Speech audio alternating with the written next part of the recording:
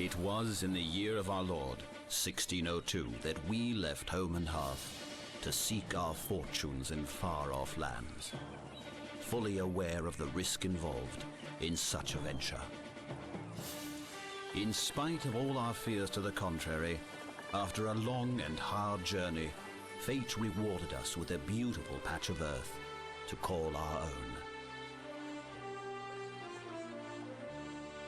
Relentless hard work, using all of the resources at our command, soon rewarded us with a flourishing economy and a tranquil, growing town.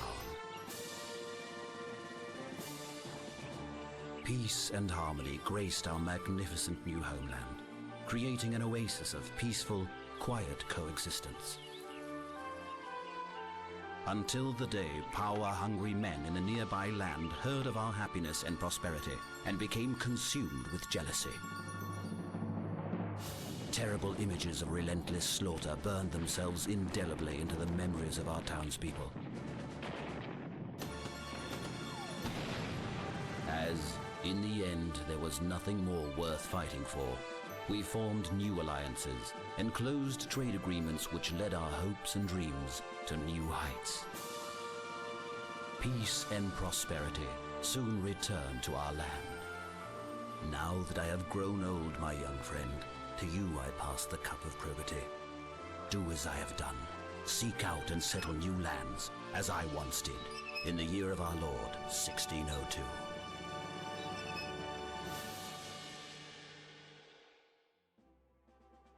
All roads lead to Rome, as they say, and with that, guys, gals, and ambi pals, welcome to Anno 1602, creation of a new world.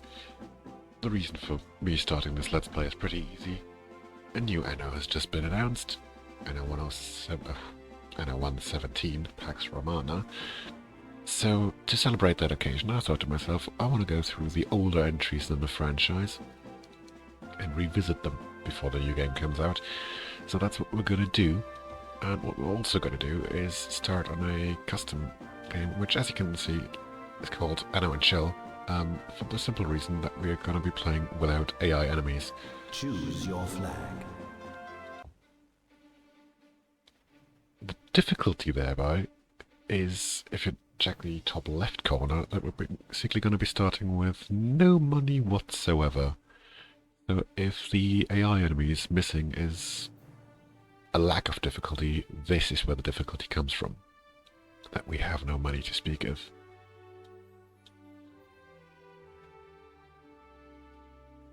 So let's settle this island and hope it's giving us the fertility we need. This map has been somewhat randomized in that the fertilities of the islands are randomized. I know there is at least one gold deposit on this map, which is also a big limiting factor in completely randomized maps. And sometimes you get the chance that there is no gold on the entire map, which would prevent you from getting and advancing to the highest stage of citizens. Well, that's not going to be the case here. So let's check this out, check the fertility. This island's resources have been determined. Ooh, got very lucky. Nice. An ore deposit has been discovered. We've got ores as well, that's nice. Twice even, okay. And it's a large island, so it's the perfect spot for our town.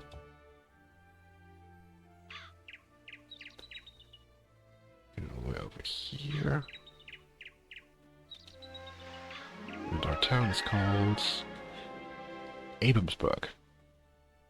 Not entirely convinced, I have to say. Maybe we can think of a better name somewhere down the line. For the moment, however, let's start up the settlement. We need fish to feed our people. We need wood.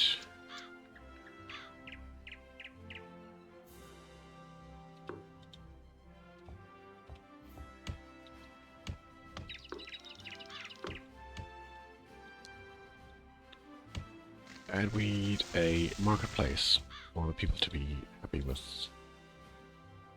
you know, with for them to get company, get their wares, stuff like that. And we will be building a road out to that marketplace.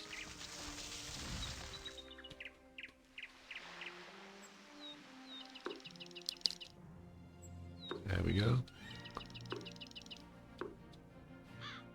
Around it as well. 2, 2, 1. Maybe we might have to get rid of this one.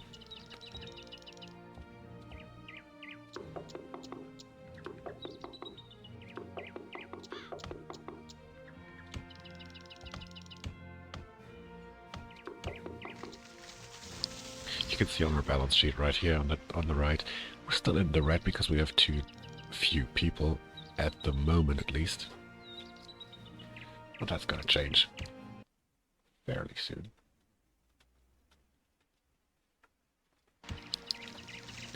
Once these guys move in, but first things first, we need to raise taxes, so it's not too bad.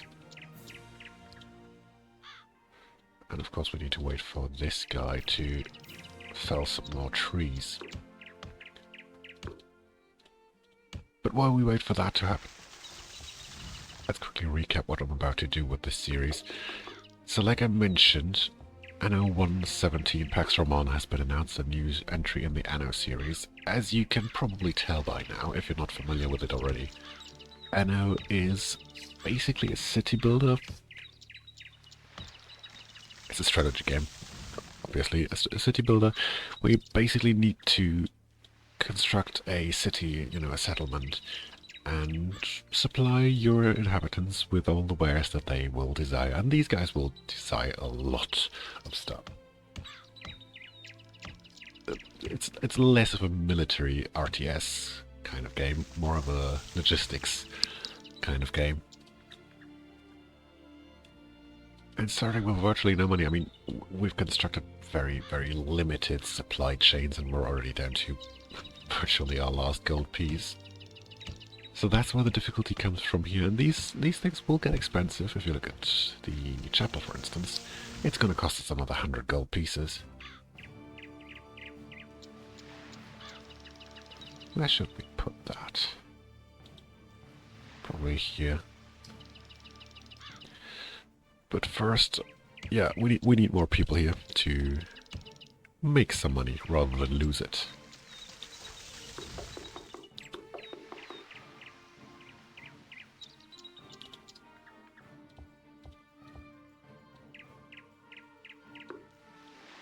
You can hear in the background the soundtrack as well. The track that's playing right now is from Anno 1404. My personal favorite, at least until Anno 1800 came along, which we will be getting to at a very much later date. I don't think we will be finishing Anno 1800 until Pax Romana comes up, but let's see about that, because Anno 1800 has a complexity monster. As we go through the series, you will see they do ramp up in complexity gradually, game by game. This, compared to 1800 at least, is fairly simple. This is all the wares you can possibly get. And I know 1800, that would just be half the needs these people will eventually come up with. In terms of quantity, that is.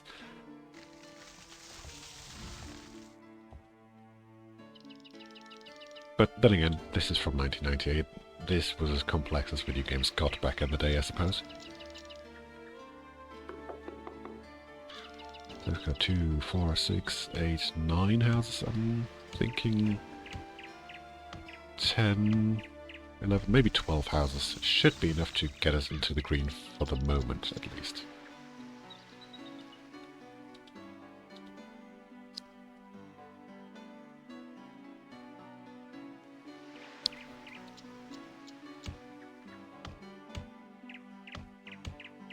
But yeah, to get back to what I'm about to do with this series, this is going to be more of a relaxed experience.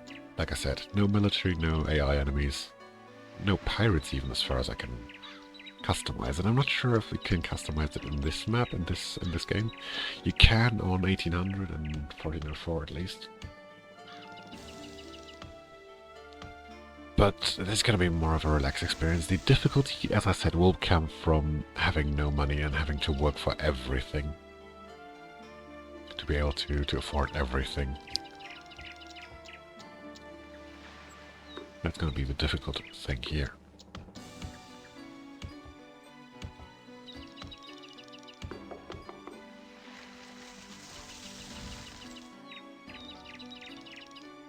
Oh, if I fit the if I build the chapel here, then I need that space for a house, and that's gonna be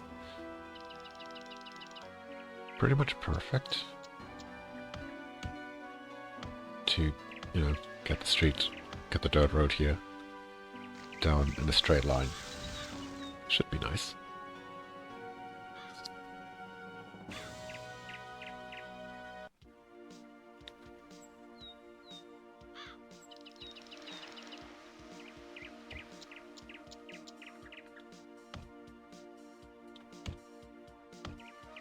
That forest is going to run out of jobs soon because no trees are growing as of yet.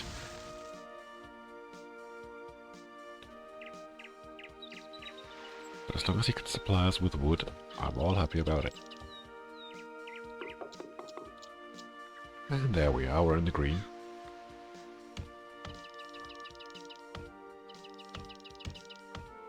We took 11 houses this time. Sometimes it takes 12, sometimes 13, depending on how fast these pioneers move in. There is 5 different levels of citizenship. Pioneers here, there's the very basic people. Then once we meet all their demands, like cloth and a chapel, they move up to settlers. Once we fulfill all their demands and needs, they move up to citizens, then merchants, and then aristocrats. And those aristocrats, boy, are they hungry for stuff. But we'll get to that later, much later. You know what, just for the sake of it, just one more to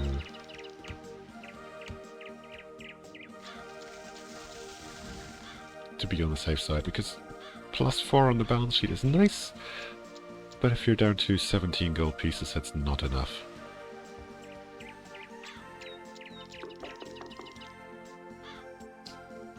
Right. Chapel, which we might have to wait for since it costs 100 gold pieces and we currently make 5 per, I guess, minute? I guess it's per minute. At least I hope it's per minute. Sadly, the production buildings don't tell you how fast they produce 1 ton of their stuff, like how much time it takes. You get that info in 1800? Right, yeah, 1 ton takes half a minute to produce. Yeah, you kind of just have to guess and keep an eye on your supply. Whether it's going down, whether it's going up. Once we started on the ship with 1 ton of food, we're up to 6 now, because that single fishing hut back here is enough to feed those 29 people. We get that info on the top of the screen, or on the right, on the player status.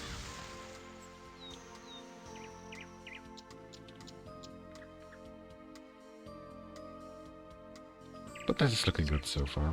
7 gold pieces in the green. Making money slowly. But this is gonna work out. We've got a lot of space to work with.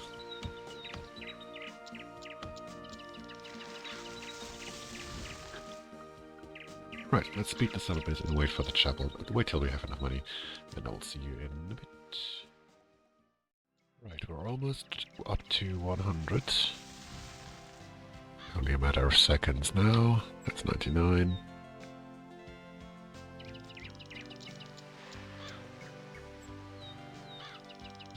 And that's 100. There we go. Got a chapel. Sadly, we can't raise taxes even further. So 48% tax, that's already massive. With 24 people, that doesn't exactly give us a whole lot. And we're still in the green. Lovely. Now, next step on the menu, of course, is cloth. For cloth, we need a sheep farm, and we need to process the wool that we get from the sheep in a weaver's hut. Both of these buildings cost 200 gold pieces, though. So you can imagine where we're going to build those. And when we're going to build those. A long way down the line, so let's skip ahead to that point again. And I'll see you there.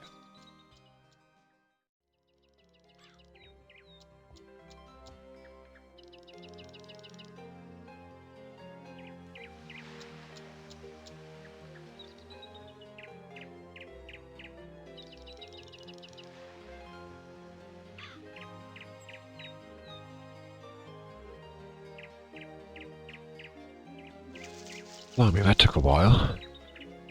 Now, what we mustn't forget is to clear the area. Otherwise the sheep don't have the necessary space to graze. That's the word I was looking for. Let's build a road, which we don't have the money for, by the way, do we? Yeah, I think we need to build one more house for the tax income.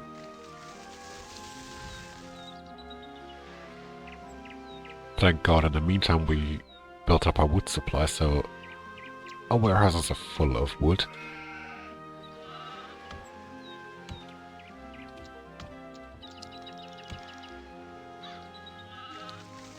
Speaking of which, do we even need the road? Or can we just...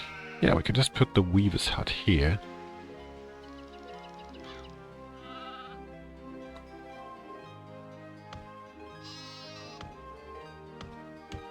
And then the weaver's gonna go to the sheep farm automatically to collect his wool.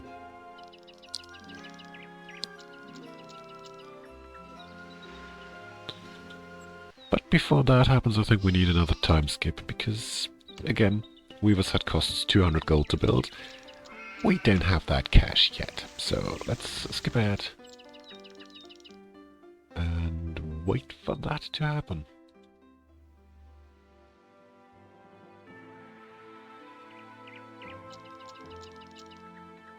And there we go. The weaver's hut is placed. And there we go. We see the weaver marching over to the sheep farm, getting his wool, marching back, and then starting to produce cloth. Which, again, will make our pioneers very, very happy. So happy, in fact, that they're going to start building fancier houses. Isn't that lovely? And you might see the balance sheet is currently negative, but once they do advance to settlers, they will start paying more taxes, which should take it over back to the green. So I'm not too worried about that just yet.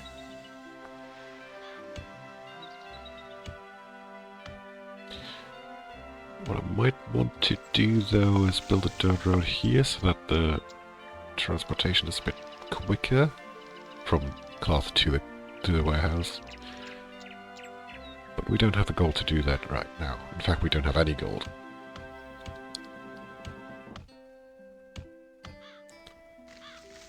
So there we go. Trading card. Picking up the cloth. And once that's done, who's going to advance first?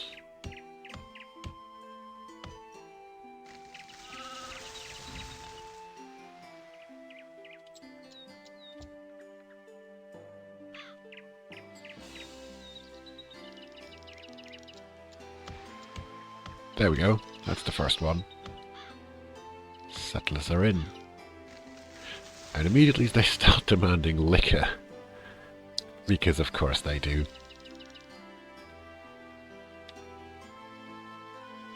Can we raise taxes on those guys as well? Yes, we can. To a degree.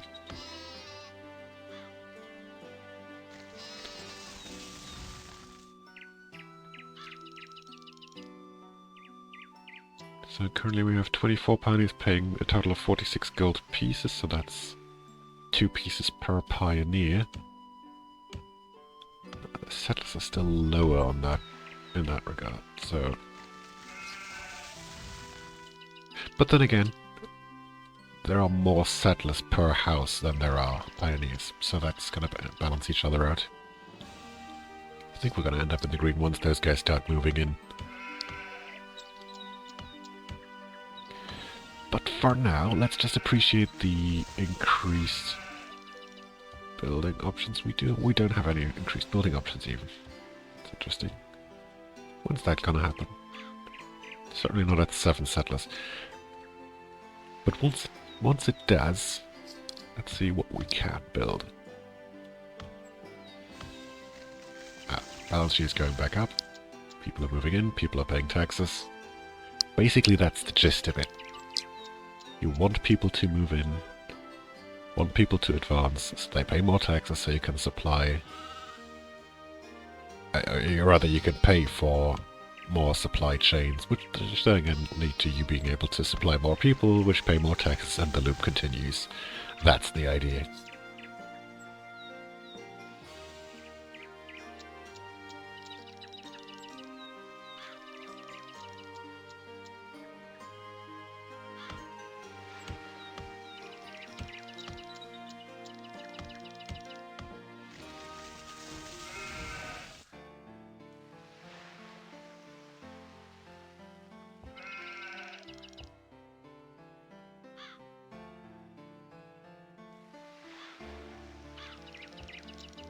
Yeah, cloth is going up nicely. So,